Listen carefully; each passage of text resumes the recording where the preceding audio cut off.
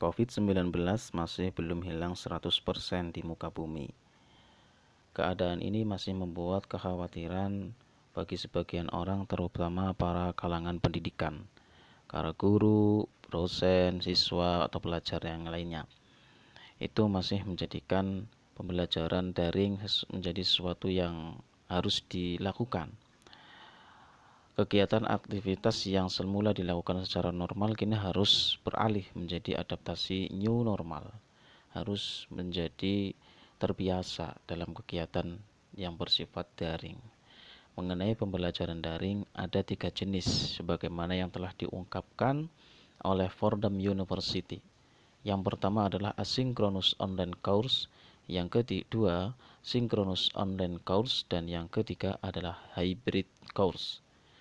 Baik, yang pertama adalah asynchronous online course. Ini adalah para pelajar tidak harus belajar secara live atau real time, waktu yang nyata, sebagaimana yang dilakukan menggunakan Zoom atau Google Meet ya, itu tidak secara langsung. Gambarannya bagaimana? Guru memberikan materi dalam bentuk video yang di-share ke YouTube, kemudian YouTube-nya itu dikirimkan ke WhatsApp, misalkan ke grup WhatsApp kelas. Itu adalah contoh asynchronous online course. Yang kedua adalah synchronous online course, ya kebalikannya tadi. Jadi siswa belajar secara langsung ya, berinteraksi secara langsung. Biasanya guru atau dosen menggunakan aplikasi Zoom atau Google Meet atau aplikasi lainnya. Itu langsung ya, jadi bertatap muka langsung.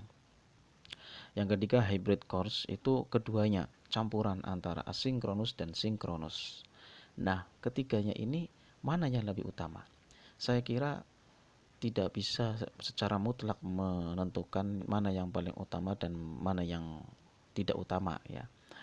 Karena satu dari ketiganya ini memiliki kekurangan dan kelebihan. Yang pertama, asynchronous online course, kelebihannya adalah materi sudah disampaikan terlebih dahulu, siswa bisa melihat kapan saja.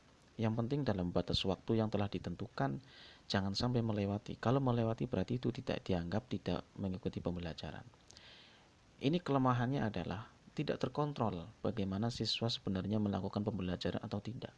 Maka kalau ini diterapkan di dalam siswa dasar, itu harus ada pengawalan yang ketat dari orang tuanya atau dari kakaknya atau dari siapapun. Nah, kalau pembelajaran untuk tingkat mahasiswa atau SMA yang sudah mulai dewasa, itu kekurangannya adalah pada dirinya sendiri. Sejauh mana dia mempunyai mempunyai kesemangatan dalam melakukan pembelajaran. Bisa saja ketika melakukan pembelajaran asinkronus online course ini ya sambil ditinggal kerja, sambil ditinggal nonton film dan lain sebagainya. Sehingga apa? Pembelajarannya tidak masuk. Karena apa? Tidak ada motivasi yang tinggi, hiroh yang semangat yang tinggi untuk melakukan pembelajaran secara asinkronus online course.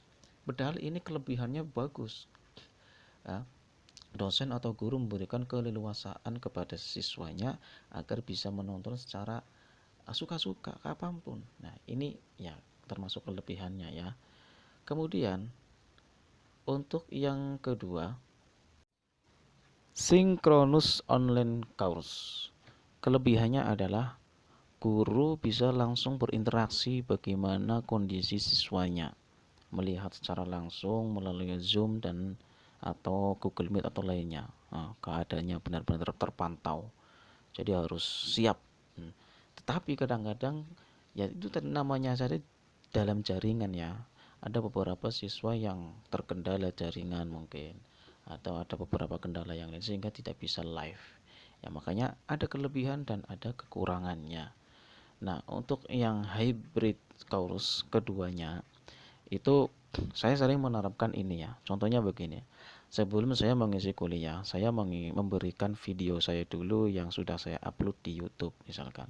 Kemudian pada pertemuan yang akan datang atau yang selanjutnya, itu saya ulas kembali ya, sebagai bentuk evaluasi untuk, atau bukan hanya evaluasi, bentuk untuk saling berdiskusi. Jadi materi sudah disampaikan dulu, diskusinya kemudian.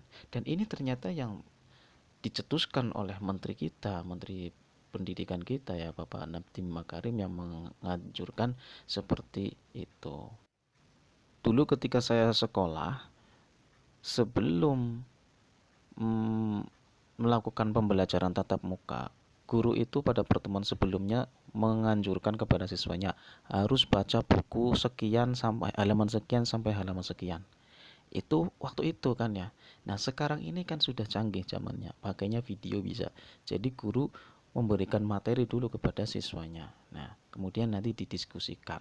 Sebenarnya pembelajaran yang seperti ini itu sudah ditetapkan dulu sejak zaman Islam sendiri, pendidikan awal-awal pendidikan Islam. Jadi kalau mau belajar, ya belajar dulu di rumah begitu. Nah, ini zamannya serba canggih kan.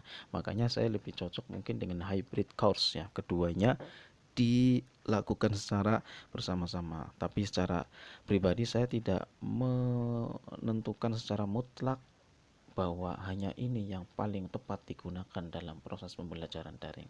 Demikian, Assalamualaikum warahmatullahi wabarakatuh.